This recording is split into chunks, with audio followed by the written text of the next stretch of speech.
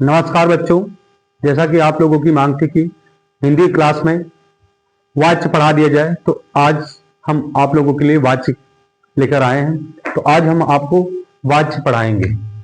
तो वाच्य के बारे में सर्वप्रथम जान ले, इनकी परिभाषा वगैरह, तो उसके बाद एग्जाम्पल हम जानेंगे। तो हम डालते हैं वाच्य। वाच्य तो वाच्य के जो प्रकार हैं वो किसके आधार पर? क्रिया के आधार। तो लिखेंगे क्रिया के आधार पर, क्रिया के आधार पर, क्रिया के आधार पर वाच्य तीन प्रकार के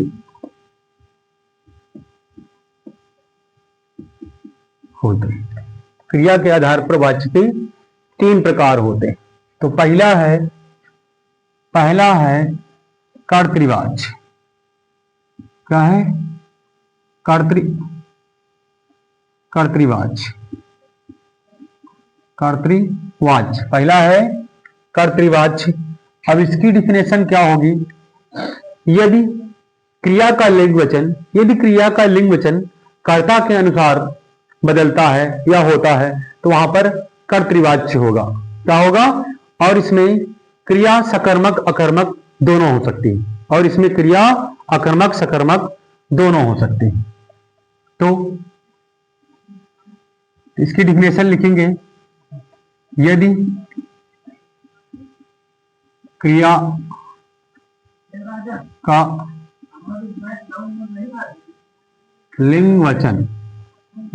का लिंग वचन कर्ता के अनुसार होता है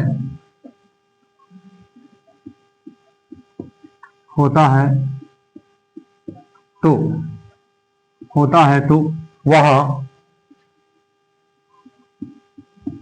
वह कर्तृवाच्य होगा। अब हम आपको संतुष्ट करेंगे एग्जाम्पल के माध्यम से कि किस तरह से किसी क्रिया का लिंग वचन कर्ता के अनुसार होता है। तो एग्जाम्पल के थ्रू अब हम इसको आपको संतुष्ट करेंगे। तो उदाहरण के लिए हम लेते हैं, तो अब यहां पर हमने एक एग्जाम्पल लेते हैं, मोहन खाता है। तो यहां पर हम देख रहे हैं कि मोहन खाता है, मोहन करता है और पुल्लिंग है, और क्रिया है खाता है, मतलब खाता है, यहां पर क्रिया या खाना क्रिया है। तो यहां पर जो क्रिया है वो किसके अनुसार है? पुल्लिंग भी है और कर्ता के अनुसार। जैसे हम कर्ता को बदल देते हैं, हम लिख देते हैं सीता। जैसे यहां पर आपका कर्ता सीता आया, वैसे ही यहां पर आप सेंटेंस में क्रिया बदल जाएगी, सीता खाती है। तो स्पष्ट होता है कि यहां पर क्रिया का लिंग वचन किसके अनुसार है? कर्ता के अनुसार है। यदि क्रिया का लिंग वचन कर्ता के अनुसार होता है तो वहां कर्तृवाच्य होता है। जैसा कि हमने दिखाया है आपको कि मोहन यहां पर पुल्लिंग है तो क्रिया भी आपका पुल्लिंग और एक वचन है। यहां पर सीता भी एक वचन स्त्रीलिंग है, और यहां पर क्रिया आपकी स्त्रीलिंग एक वचन है। तो इस तरीके से यदि क्रिया का लिंग वचन कर्ता के अनुसार होता है तो वहां पर कर्तृवाच्य होता है। अब यहां पर एक बार नोट पॉइंट लिखेंगे।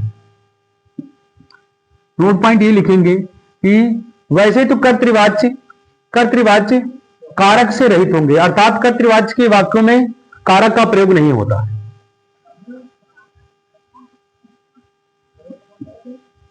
कर्तृवाच्य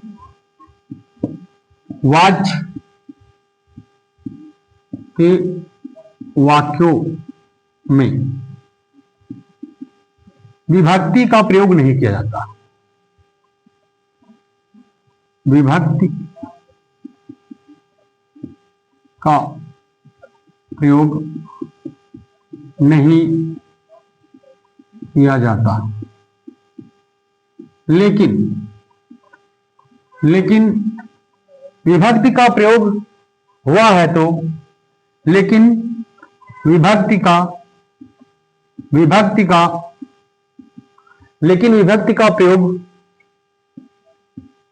प्रयोग हुआ है तो केवल ने विभक्ति का ही प्रयोग होगा। तो इस प्रकार के वाक्यों को भी बहुत ज्यादा आपके बोर्ड परीक्षा में पूछा जाता है। तो यहां पर इसे कर्तृवाच्य में जो कर्ता की प्रधानता होती है, इसकी प्रधानता होती है कर्ता की प्रधानता। तो कर्ता की विभक्ति क्या होती? कर्ता की विभक्ति, इसकी विभक्ति क्या होती? कर्ता की विभक्ति यानी कर्ता कारक की विभक्ति क्या होती? कर्ता कारक की विभक्ति जो होती है वो निर्विभक्ति। अर्थात जिन वाक्यों में कर्ता अगर सजीव है और आपका कर्म निर्जीव है तो वहां पर कर्ता सदैव निर्विभक्ति से और कर्म को विभक्ति रहित लिखा जाता है। ये व्याकरण में रूल है वाक्य त्रुटि में। तो हम यहां पर एग्जाम्पल लिखेंगे, मोहन ने अखबार पढ़ा। अब हम चाहे चेक कर लें, यहां पर मोहन पुल्लिंग है और अखबार भी पुल्लिंग है और क्रिया भी पुल्लिंग है। अब यहां पर अगर हम बदलते हैं, ये समझ लो अपवाद है, यहां पर हम केवल नए व्यक्ति को देखकर ही कर्तृवाच्य लगा देंगे। जैसे सीता ने अखबार पढ़ा, सीता ने अखबार पढ़ा। तो यहां पर हमने जो कर्ता है स्त्रीलिंग है, लेकिन अभी भी क्रिया पर कोई प्रभाव नहीं पड़ा।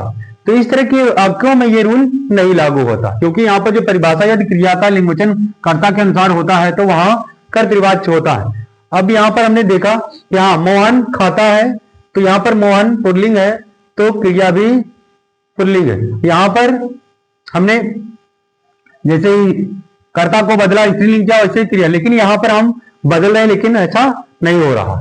हमने मोहन हाँ लिखा एक एग्जाम्पल, मोहन ने अखबार पढ़ा, तो उसके बाद हमने यहां पर कर्ता बदला लेकिन क्रिया अभी भी वही है, सीता ने अखबार पढ़ा। तो इस तरह के वाक्यों को ध्यान देना है। और अन्य एग्जाम्पल भी हम लिख देंगे आप लोगों के लिए। हाँ, सीता ने खीर खाई, मोहन ने आम खाया, इस तरह के जो भी वाक्य मिलेंगे वो कर्तृवाच्य में आ जाएंगे। तो अगला वाच्य होगा कर्मवाच्य, इसके अच्छे से हम नोट कर लेंगे, इसको हम अच्छे से नोट कर लेंगे।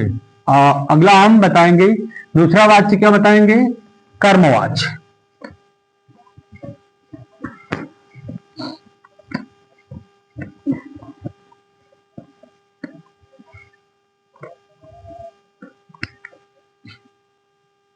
नंबर 2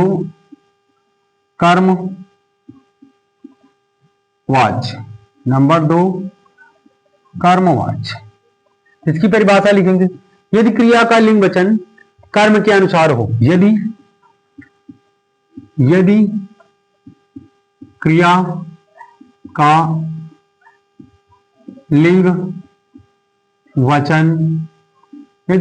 लिंग वचन कर्म के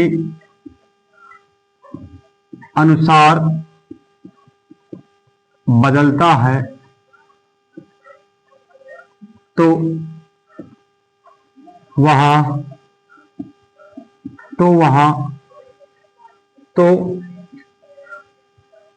वहां कर्मवाच्य होगा। तो वहां क्या होगा? यदि क्रिया का लिंग वचन कर्म के अनुसार बदलता है तो वहां कर्मवाच्य होगा। क्या होगा? कर्मवाच्य होगा। तो इस तरह के वाक्यों के एग्जाम्पल हम लिखेंगे।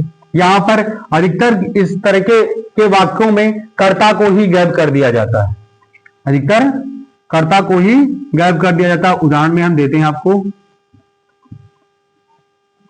उदाहरण के लिए, उदाहरण के लिए गीत गाया गया, गीत गाया गया। अब यहां पर इस वाक्य में देखते हैं काम क्या हो रहा है, गीत गाने का, गीत गाया गया। तो गाने का यहां पर काम हो रहा है गीत गाने का, गीत गाने, तो कर्म क्या है, गीत, और गाना का है, गाना का है क्रिया, तो गीत गाया गया, गीत गाया गया। और अखबार पढ़ा गया, अखबार, अखबार पढ़ा गया, पढ़ना क्या है, क्रिया है। तो इस तरह के वाक्य आप क्या आ जाएंगे, तो कर्मवाच्य में आ जाएंगे, क्या आ जाएंगे। अन्य हम एग्जाम्पल तुमको देते हैं और संतुष्ट कराते हैं आपको। पुस्तक पढ़ी जाती, पुस्तक पढ़ी जाती, पुस्तक, पुस्तक पढ़ी जाती, पुस्तक पढ़ी जाती। और लिख दे एक आधा एग्जाम्पल, लेख लिखा गया, लेख लिखा गया, लेख लिखा गया। यहां पर किसी ने भी ये नहीं पता है कि गीत किसने गाया, अखबार किसने पढ़ा, तो करता गया वह केवल काम हो रहा है ये पता चल रहा है। तो क्या किया गया, गीत गाया गया, अखबार पढ़ा गया, पुस्तक पढ़ी गई, लेख लिखा गया, लेकिन किसने लिखा, करता नहीं है। तो जाहिर सी बात यहां पर क्या हो जाएगा, यहां पर हो जाएगा कर्मवाच्य, क्या हो जाएगा, कर्मवाच्य। अब उसके बाद नंबर 3 पर आ जाएगा आपका भाववाच्य। अब यहां पर भी बहुत सारे गीत उसके द्वारा लिखा गया, इस तरह के वाक्य भी आ जाएंगे, लेकिन अब पहले हम बताएंगे तुमको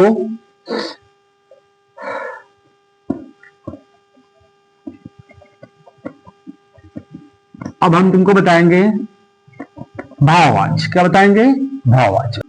अब हम तुमको पढ़ाएंगे भाववाच्य, भाववाच्य। तो भाववाच्य,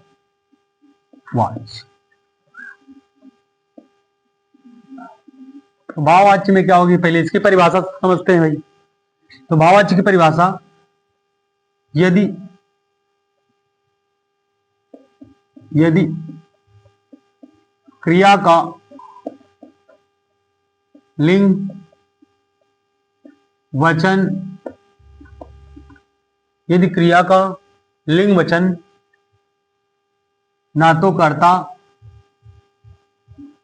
ना तो कर्ता के अनुसार हो, अनुसार हो, यदि क्रिया का लिंग वचन ना तो कर्ता के अनुसार हो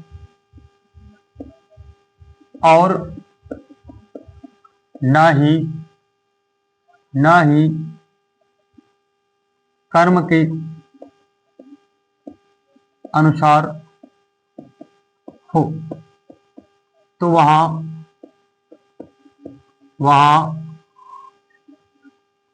भाववाच्य होगा, भाववाच्य, भाववाच्य होगा। तो यदि क्रिया का लिंग वचन, यदि क्रिया का लिंग वचन ना तो कर्ता के अनुसार हो ना ही कर्म के अनुसार हो, तो वहां पर भाववाच्य होगा। भाववाच्य के लिए नोट पॉइंट, भाववाच्य के वाक्यों के लिए नोट पॉइंट, अधिकांश वाक्यों में, अधिकांश वाक्यों में असमर्थता का भाव होता है, असमर्थता का भाव होता है। तो हमने क्या लिखा, अधिकांश, इसके अधिकांश वाक्यों में असमर्थता का अभाव होता है तथा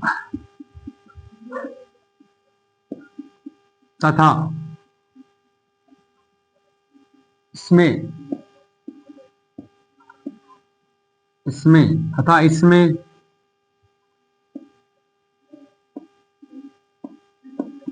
क्रिया सदैव आकर्मक होती। कौन सी होती? आकर्मक होती है। अगर आप क्रिया आकर्मक समकर्मक पहचानते हो तो वहां से आसान हो जाएगा इसको पहचानना भाववाच्य को। इस प्रकार से हम आपको एग्जाम्पल बताते हैं।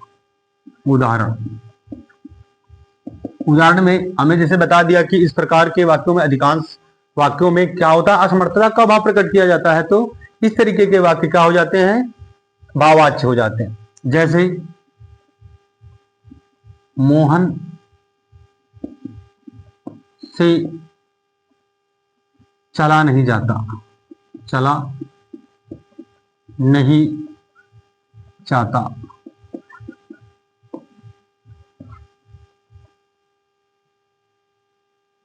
राधा से पढ़ा नहीं जाता, पढ़ा नहीं जाता। अन्य एग्जाम्पल भी हम दे देंगे। धूप में चला नहीं जाता, धूप में चला नहीं जाता। तो इस तरीके के वाक्यों में क्या होगा? भाववाच्य होता है। तो हम उम्मीद करते हैं आप लोगों को तीनों वाच्य काफी हद तक समझ में आ गए होंगे। अब हम आपको छोटा सा ट्रिक के माध्यम से इन तीनों वाच्यों को बताने का प्रयास करेंगे। ये तीनों वाच्यों को एक ट्रिक के माध्यम से बांधने का प्रयास करेंगे और आप लोग इस ट्रिक के माध्यम से भी आप क्या कर सकते हो? इन वाच्यों को पहचान सकते हैं। तो इन वाच्यों को पहचानने के लिए 3 लाइन की आवश्यकता होगी। नंबर 1, कर्तृवाच्य।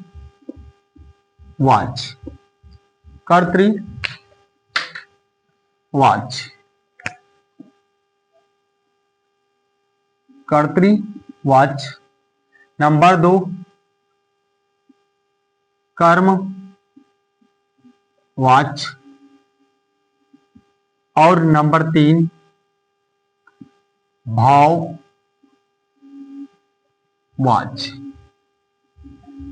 तो यदि कर्तृवाच्य, कर्मवाच्य और भाववाच्य के वाक्य हैं, उनमें पहचाना कौन सा वाच्य, कर्तृवाच्य या कर्मवाच्य या भाववाच्य। तो यहां पर हम ध्यान देंगे, यहां पर क्या होगा? इसकी पहचान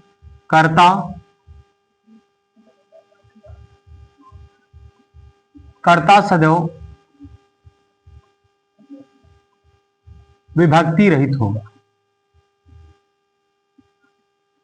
विभक्ति रहित होगा। यदि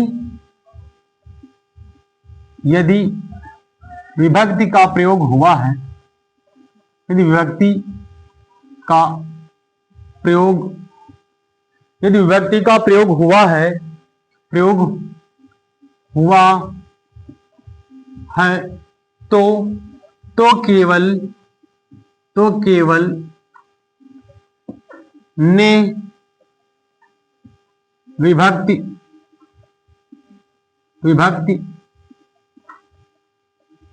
का ही प्रयोग होगा। अर्थात हम कह सकते हैं कि यदि किसी वाक्य में ने विभक्ति का प्रयोग हुआ है तो वहां पर कर्तृवाच्य होगा। उसके बाद कर्मवाच्य और भाववाच्य में हम बताएंगे। इसमें क्या होगा? कर्ता होगा प्लस के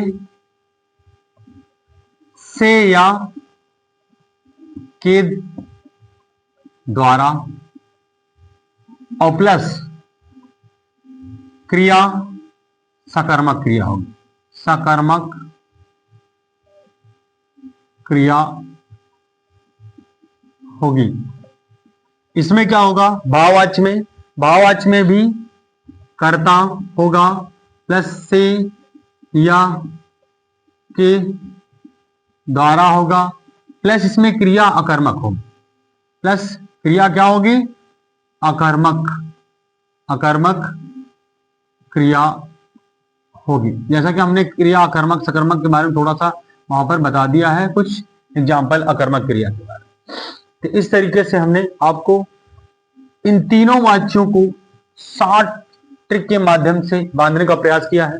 उम्मीद है कि आप लोगों को ये समझ में आ गया होगा कि यदि कोई कर्तृवाच्य का वाक्य है तो वहां पर अधिकतर वाक्य जो होंगे वो विभक्ति रहित होंगे। ये लेकिन फिर भी यदि विभक्ति का प्रयोग हुआ है तो केवल नए विभक्ति का ही प्रयोग हुआ होगा।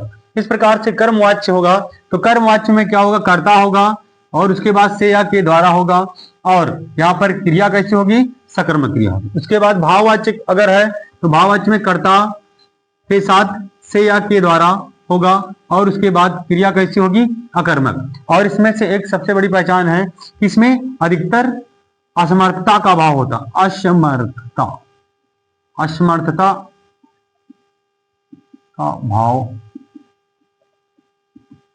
होता है। इस तरीके से हमने इसको पूरा कर दिया है। अब हम आपको होमवर्क के रूप में कुछ प्रश्न देते हैं। अब बिजली चली गई इसलिए यहाँ पर थोड़ा सा व्यवधान हो गया है, लेकिन हम आपको होमवर्क के रूप में कुछ प्रश्न देते हैं वाच्य पहचानने के लिए।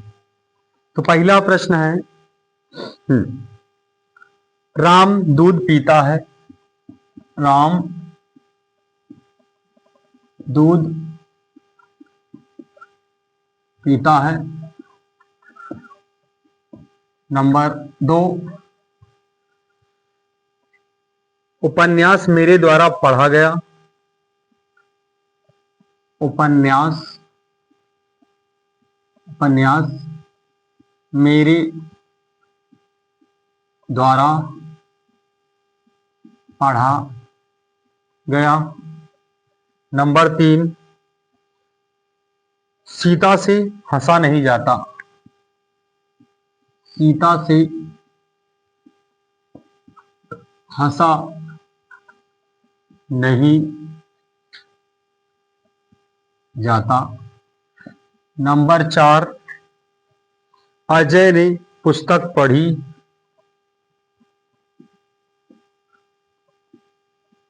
अजय ने पुस्तक पढ़ी। और सीता गाती है। सीता गाती है।